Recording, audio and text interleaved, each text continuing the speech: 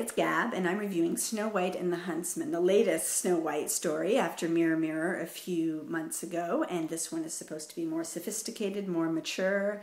It is the typical elements of the Snow White story, but with the added bonus of the Huntsman and Snow White herself being supposedly more of a feminist figure, sort of Joan of Arc twist towards the end, and battle scenes and such. Snow White is Kristen Stewart, of course, Twilight fame, playing a very similar kind of role. If you call it acting, I don't. I call her a mouth breather. I don't connect to her as an actress, and I didn't feel like she brought anything special to Snow White. The evil queen is Charlize Theron, who again brings her typical icy beauty to the role, and it suits it well, although a lot of this role was costume and effects, which really grabbed you as far as the evil queen was concerned. As far as the writing and her performance, bordered a bit on campiness for me. Some of her line deliveries just were too over the top so as to take me out of what should be a more sophisticated telling of the story compared to the more pantomime family version of Mirror Mirror.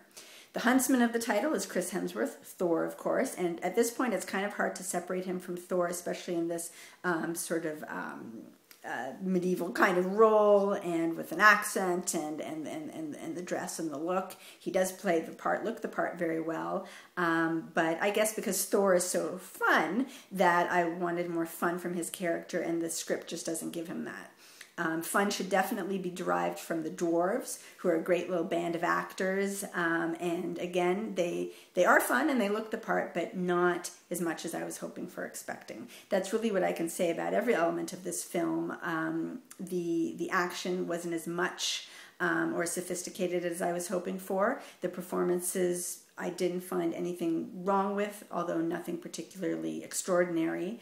The visuals, I have to say, there's really some stunning imagery and scenes just that are beautiful and transport you, but briefly. And it's those hints of something that could have been grander on a larger scale that really drive home the disappointing aspect of in the other levels that just don't rise to anything great, especially for a summer supposed blockbuster. It's certainly being positioned to be something that a lot of people are supposed to be interested in. I don't feel that it delivers on a grand scale that's really going to can or should grab a mass audience. I would say it's family friendly for those of you wondering. I did take Max, my son, who's 10, and he was fine with it. So for older children, I think that, I mean, it's a fairy tale, and it is more sophisticated than your typical one. So it is something that I think most members of your family can enjoy.